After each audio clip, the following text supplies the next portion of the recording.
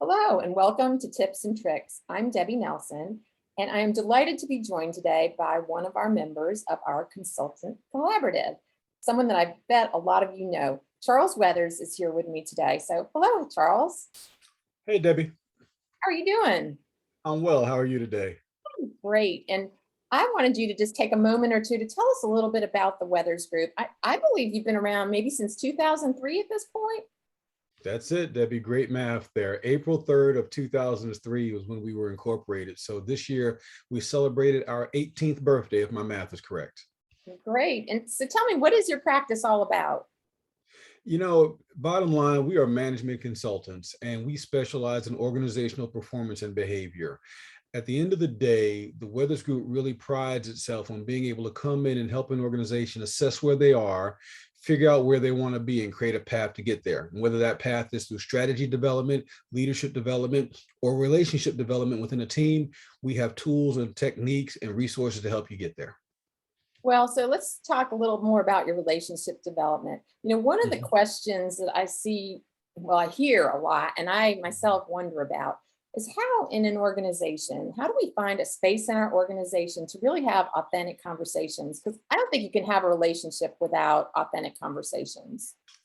Debbie, that is such a great question, and that is the heart of our work right now, the heart of our work.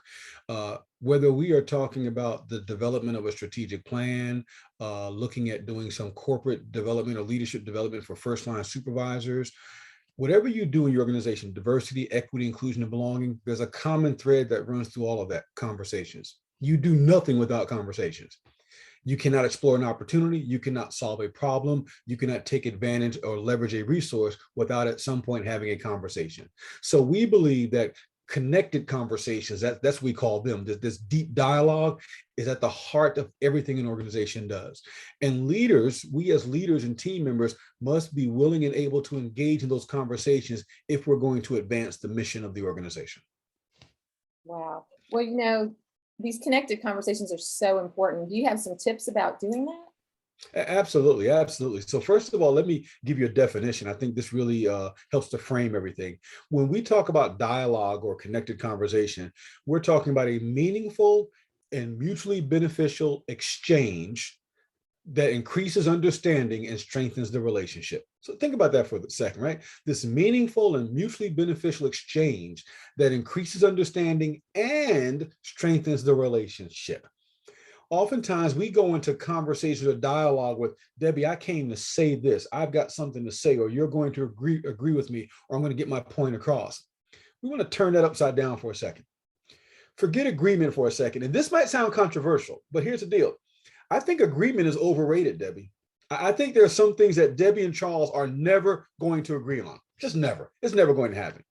But if Debbie and Charles really have a meaningful, mutually beneficial exchange and seek understanding, okay, I still don't agree with Debbie, but at least I can understand Debbie. And at least Debbie can understand Charles. And that strengthens the relationship. And we believe that understanding can be the pathway to compromise and maybe even agreement one day. And so the tips that we add, how do you do that? There's 4 things we want you to consider, 4 factors that go into making this successful. Factor number 1, ability. One thing I think people need to realize, communicating effectively is a skill set. There's a competency to that. There's a body of knowledge associated with that. We often assume, well, they're an adult, they can communicate effectively. Don't make that assumption. There's a skill set to really communicating effectively. So we might have to do some upskilling with our team members. We as leaders, we might need some coaching and upskilling my ability to really communicate effectively. So that's a factor. Factor number 2, willingness. I may have the ability, but then the next step, am I willing? And it's not just, am I willing to communicate effectively? Check this out. Am I willing to be vulnerable? Am I willing to potentially be wrong? Am I willing to listen to someone who I know sees the world differently than I do? Am I willing to open my mind and change it based on new relevant information? That willingness must be a part of that space of dialogue. The next thing, intentions. What are our real intentions here? Team members want to engage in authentic dialogue, so we want authentic intentions. So we need to walk in the door saying, this is what we want. Let's not try to fool people. Let's not try to have hidden agendas. Let's be open about the intention of this dialogue or conversation. And the last factor, Debbie, I want everyone to consider is history. I'm going to use a strong word here. Some of us have been damaged in communication dynamics, whether work or personally, we've been damaged. Words can hurt people. Words can cut like a sword, whether in real or not, perceived or not, it just can happen that way. So what we ask people to realize, Charles individually has a history of communication, and Debbie and Charles as a team, we have a history of communication.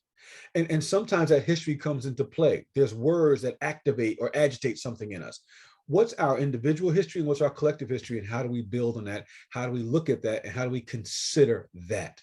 Those four factors, ability, willingness, intention, and history, all contribute to creating that space for healthy dialogue.